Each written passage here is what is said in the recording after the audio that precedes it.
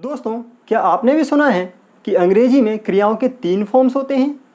दोस्तों, यदि आपने सुन रखा है कि अंग्रेजी में क्रियाओं के 3 फॉर्म्स होते हैं तो दोस्तों रुकिए, आपसे कहीं ना कहीं गलती हो रही है। और यदि आपने इस गलती को नहीं सुधारा तो यकीन मानिए दोस्तों, ना आप ढंग से टेंस बना पाएंगे, ना एक्टिव पैसिव वॉइस बना पाएंगे, ना आप नरेशन बहुत अच्छे से बना पाएंगे। क्योंकि अंग्रेजी में दुनिया का कोई भी सेंटेंस, कोई भी अंग्रेजी का सेंटेंस बिना क्रिया के नहीं बन सकता। दोस्तों, दुनिया के हर सेंटेंस में क्रिया जरूर होगी। और यदि आप क्रिया को नहीं समझते हैं, उसमें कॉन्सेप्ट क्लियर नहीं है, तो हर जगह आपसे बहुत गलतियां होंगी, बहुत कन्फ्यूज़न होगा।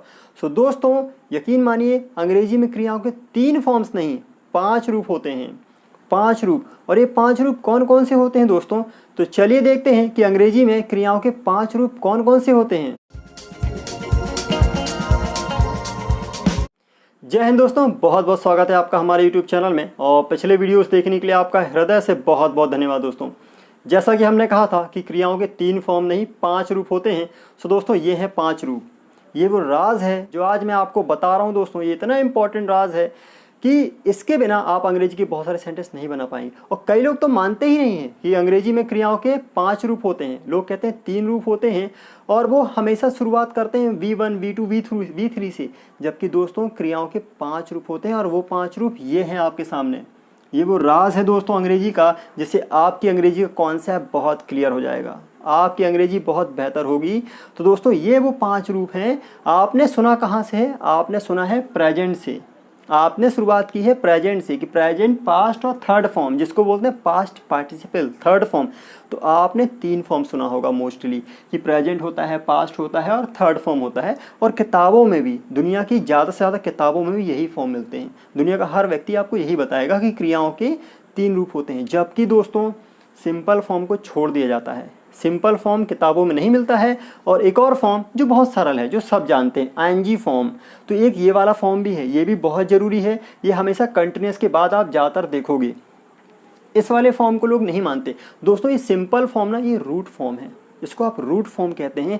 रूट मतलब ऐसा जिससे बाकी क्रियाएं बनी हुई हैं, मतलब बाकी क्रियाओं का निर्माण इसी फॉर्म से हुआ है। ये इस प्रकार से समझिए, एक आम भाषा में समझिए कि एक पिता है और बाकी ये इनके बच्चे हैं दोस्तों, ठीक है। तो मतलब ये मेन वर्ब है, ये सिंपल रूप है, आपको पता होना चाहिए।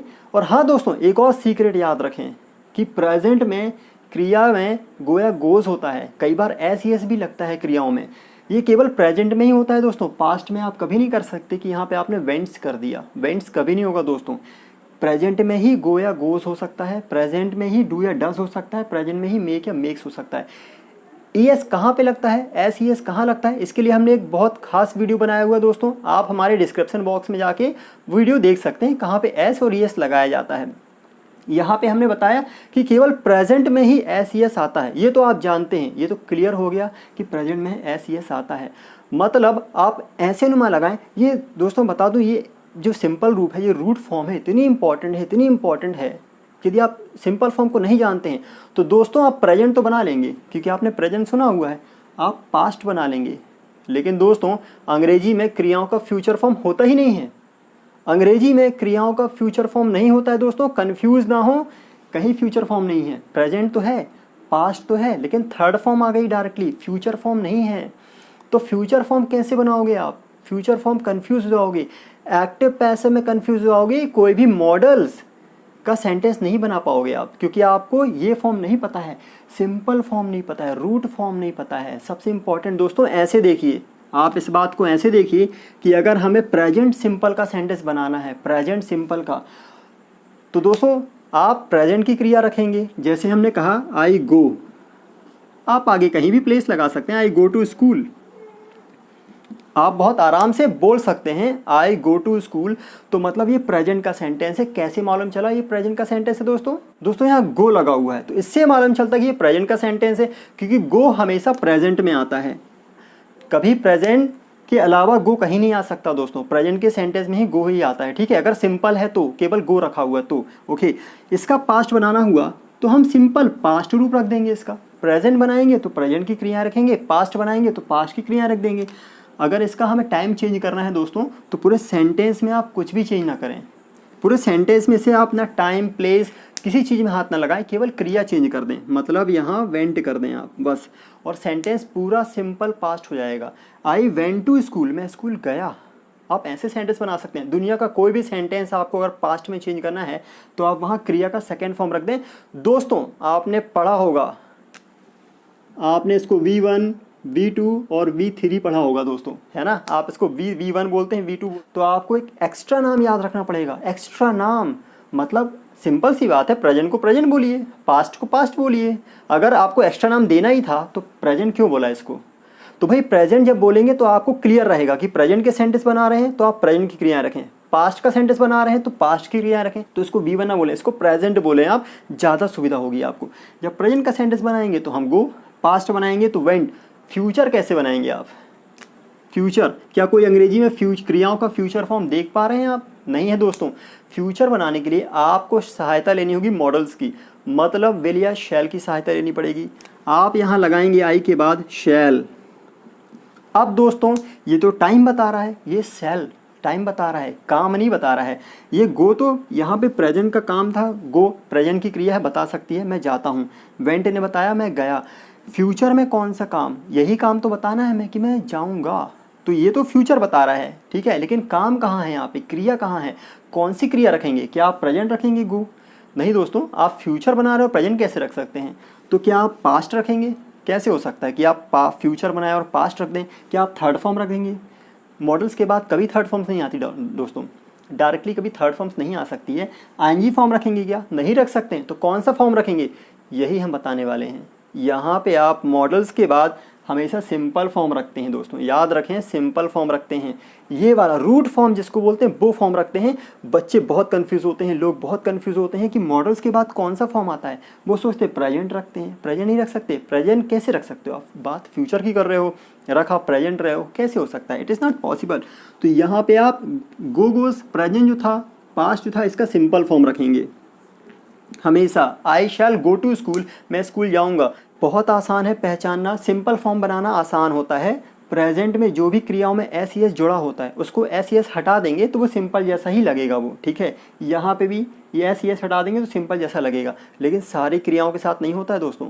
ये केवल कुछ ही क्रियाएं हैं, मतलब बहुत सारी क्रियाएं हैं, ज़्यादातर 99% क्रियाएँ ऐसी हैं जिसमें एस ई एस हटा देंगे आप तो वो क्रियाएँ आपको बिल्कुल सिंपल फॉर्म जैसी लगेंगी। लेकिन दोस्तों यहाँ देखिए ये वाली क्रियाएं, अच्छा कई लोग तो इसको क्रिया ही नहीं मानते हैं, कई लोग तो कहते हैं ये वर्ब ही नहीं है, इसको वर्ब मानते ही नहीं है दोस्तों। जबकि बता दूं दुनिया की हर क्रिया में, अंग्रेजी की हर क्रिया के 5 रूप होते हैं और जिसके 5 रूप नहीं होते वो क्रिया नहीं होती है। तो 5 रूप होते हैं, इसके भी 5 रूप हैं। अच्छा आपने ये तो सुना होगा कि आप इसको हेल्पिंग वर्ब बोलते हैं, हेल्पिंग वर्ब सुना होगा। आप वर्ब तो बोल रहे हैं कि ये वर्ब है, लेकिन हेल्पिंग बोला है आपने, हेल्पिंग वर्ब, और फिर भी कह रहे हैं वर्ब नहीं है। आपने हेल्पिंग साथ वर्ब जोड़ा है लेकिन फिर भी इसको वर्ब नहीं बोलते कई लोग, ठीक है।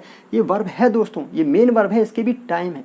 ये टाइम बताती है क्रियाओं का, मीन्स ये क्रिया टाइम बताती है। तो देखिए यहाँ टाइम बता रही ना, एमेजार का पास्ट वॉजवर होता है, आपने सुना होगा कि एमेजार का पास्ट वॉजवर होता है। इसी का पास्ट थर्ड फॉर्म बीन होता है, इसी का आईएनजी फॉर्म बीइंग होता है, ठीक है। तो इसका सिंपल फॉर्म भी है बीइंग। अब आप देखिए दोस्तों, यदि आप सेंटेंस बनाएंगे, जैसे कि आपने कहा एमेजार का सेंटेंस बनाया, आपने कहा आई एम अ स्टूडेंट, मैं एक छात्र हूँ। दोस्तों ये बात तो आप जानते ही होंगे कि जहाँ एम लगाते हैं पास्ट के लिए वहाँ वॉज लगा दीजिए। आप यहाँ वॉज करेंगे, आई वॉज अ स्टूडेंट, ये पास्ट का सेंटेंस हो गया, मतलब मैं एक छात्र था, ओके। अब इसका फ्यूचर बनाना है दोस्तों, तो फ्यूचर कैसे बनाएंगे आप? तो फ्यूचर के लिए तो आप शैल लगाएंगे, बिल्कुल आपको लगाना ही पड़ेगा शैल। आप शैल का यूज़ करेंगे क्योंकि फ्यूचर आप शैल से ही बताएंगे, या तो विल या तो शैल, ठीक है। लेकिन इसका एम का, ये तो एम प्रेजेंट है, वॉज पास्ट है, इसका फ्यूचर फॉर्म कहाँ है? तो फ्यूचर फॉर्म होता ही नहीं है। तो अब आपको इसका सिंपल फॉर्म रखना पड़ेगा। याद रखिए दोस्तों, ये बहुत इंपॉर्टेंट नियम है कि कोई भी आप विल, शैल, कैन, कुड कोई भी मॉडल लेकर आएँ, फ्यूचर बनाने के लिए भी आप यूज़ केवल सिंपल फॉर्म का ही करेंगे। यहाँ पे सिंपल फॉर्म आएगा, मतलब ये जो वॉज है, ये जो एम है, इसका सिंपल फॉर्म होता है बी। देखिए दोस्तों, एमेजार का सिंपल फॉर्म बी, वॉजवर का सिंपल फॉर्म बी, तो यहाँ पे आप बी रखेंगे, मतलब आई शैल बी अ स्टूडेंट, मैं एक छात्र होऊंगा। तो आपने ये चीज़ समझ ली है।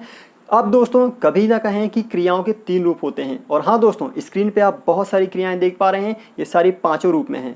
ये कोई 3 रूप में नहीं है, पूरे 5 रूप दिए जा रहे हैं। दोस्तों इसको लर्न कर लें, थोड़ा प्रैक्टिस जरूर करें।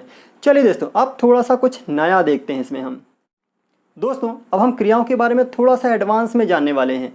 दोस्तों आपने ये तो सुना होगा कि कुछ क्रियाएं रेगुलर होती हैं और कुछ इर्रेगुलर होती हैं। तो ये इर्रेगुलर वर्ब्स कौन कौन सी दोस्तों? तो इर्रेगुलर वर्ब्स दोस्तों वो क्रियाएं होती हैं जिनका टाइम चेंज करते हैं तो उनमें ईडी लगता है लास्ट में। यहाँ देखिए पास्ट में और थर्ड फॉर्म में आपने ईडी लगाया हुआ है, मतलब जब उसका पास्ट बनाएंगे तो ईडी लगाएंगे, थर्ड फॉर्म बनाएंगे तो उसका ईडी लगा देंगे उसमें। और आईएनजी फॉर्म तो कोई दिक्कत ही नहीं है, आईएनजी फॉर्म तो आप सीधे सिंपल फॉर्म्स में लगाते हैं आप। आईएनजी हमेशा सिंपल फॉर्म में आती है। मतलब रेगुलर वर्ब्स वो क्रियाएं होती हैं जिनका पास्ट आप ईडी और थर्ड भी ईडी लगा के बनाते हैं, तो वो कहलाती है रेगुलर वर्ब। जैसे कि यहाँ देखिए दोस्तों डिस्टर्ब, और आपने यहाँ पे इसका पास्ट कैसे बनाया है? ईडी लगाकर। थर्ड फॉर्म भी ईडी लगा के बनाया हुआ है। ऐसी बहुत सारी क्रियाएं हैं दोस्तों, लगभग अंग्रेजी में 95% से ज़्यादा ऐसी क्रियाएं हैं जिनका पास्ट और थर्ड फॉर्म आप ईडी या फिर डी या फिर टी लगा के बनाते हैं। ज़्यादातर तो दोस्तों ईडी वाली हैं कि आप ईडी लगा के उसका पास्ट या थर्ड फॉर्म बना सकते हैं। दोस्तों एक बात याद रखिएगा कि जब भी आप कन्फ्यूज़ हो जाएं कि इसका पास्ट क्या होगा या इसका थर्ड फॉर्म क्या होगा, तो तुक्के के रूप में आप ईडी लगा सकते हैं। 95% से ज़्यादा आपके चांसेस सही होने के होंगे, तो आप रामबाण मतलब ईडी लगा दें, ठीक है? तो वो चांसेस ज़्यादा हैं कि आप सही हो सकते हैं, क्योंकि 95% से ज़्यादा क्रियाओं में ईडी लग के ही पास्ट या थर्ड फॉर्म बनता है। वो कहलाती हैं रेगुलर वर्ब्स या वीक वर्ब्स कहते हैं। हाँ दोस्तों, अब कुछ ऐसी क्रियाएं हैं जिन्हें कहते हैं इर्रेगुलर। वो ऐसी क्रियाएं हैं जिनके फॉर्म्स पास्ट और थर्ड फॉर्म अलग अलग होते हैं। मतलब कि जैसे सिंपल फॉर्म दिया हुआ है, सिंपल फॉर्म है, ये प्रेजेंट फॉर्म है, तो यहाँ पे डू का डूड नहीं होगा दोस्तों, यहाँ ईडी नहीं लगाया जाता है। इसका देखिए पूरा अलग ही है, डू का डिड हो गया है, ओके, यहाँ पे डन हो गया है, तो इन्हें कहते हैं इर्रेगुलर वर्ब्स। दोस्तों इर्रेगुलर वर्ब्स मतलब ऐसी क्रियाएं जिनका पास्ट अलग होता है और थर्ड फॉर्म भी अलग होता है, तो उनको कहते हैं इर्रेगुलर वर्ब्स। दोस्तों यहाँ पे देखिए आप बहुत कॉमनली देखेंगे गो, तो गो का यहाँ वेंट हुआ है और यहाँ गॉन हुआ है, ठीक है? तो मतलब इनके पास्ट और थर्ड फॉर्म एक जैसे नहीं हैं, ये चेंजेस हुए हैं। कभी कभार ऐसा होता है कि पास्ट और थर्ड फॉर्म एक जैसा हो जाता है। देखिए पास्ट और थर्ड फॉर्म एक जैसे हैं यहाँ पे, मतलब यहाँ ब्रिंग का ब्रॉट हुआ है तो यहाँ भी ब्रॉट हुआ है, मतलब पास्ट और थर्ड फॉर्म एक जैसे होंगे। जैसे कि मेक, मेड, मेड आप देख पा रहे हैं, और बहुत सारी क्रियाएं आपको स्क्रीन पे दिखाई जा रही हैं जिनका सेकेंड थर्ड फॉर्म एक जैसा है। तो ये क्रियाएं ऐसी हैं दोस्तों, इनको कहते हैं इर्रेगुलर वर्ब्स। आई होप आपका कॉन्सेप्ट क्लियर हो रहा होगा। हाँ दोस्तों, अब कुछ क्रियाएं ऐसी होती हैं जिनको तीनों फॉर्म्स मतलब प्रेजेंट, पास्ट और थर्ड फॉर्म और टोटल 4 फॉर्म्स मतलब कि सिंपल फॉर्म भी एक जैसे ही होते हैं। प्रेजेंट फॉर्म में अंतर बस इतना होता है कि उसमें एस एस जुड़ जाता है, ठीक है? तो वो क्रियाएं भी इर्रेगुलर ही होती हैं। आईएनजी फॉर्म तो दोस्तों आएगा ही, वो एक साथ नहीं हो सकता है, ओके? मतलब कि यहाँ प्रेजेंट भी, पास्ट भी और थर्ड फॉर्म एक जैसा ही होगा, जैसे कट कट कट आपने देखा होगा। और भी बहुत सारी क्रियाएं आप स्क्रीन पे देख पा रहे हैं दोस्तों, इसके आप स्क्रीनशॉट ले सकते हैं, ओके? तो इन सारी क्रियाओं के तीनों फॉर्म एक जैसे ही हैं, जैसे कि आप देख ही पा रहे हैं, put put put, shut shut shut, hurt hurt hurt, read read read, इनके तीनों फॉर्म एक जैसे ही हैं। सिंपल फॉर्म से एस एस हटा दीजिए, वो सिंपल फॉर्म बन जाएगा। आईएनजी फॉर्म तो आईएनजी लगा के बनेगा। तो दोस्तों इनको बोलते हैं इर्रेगुलर वर्ब्स। मतलब कभी कभी इनको स्ट्रॉन्ग वर्ब भी कहते हैं, इनको स्ट्रॉन्ग वर्ब भी कहा जाता है, ओके?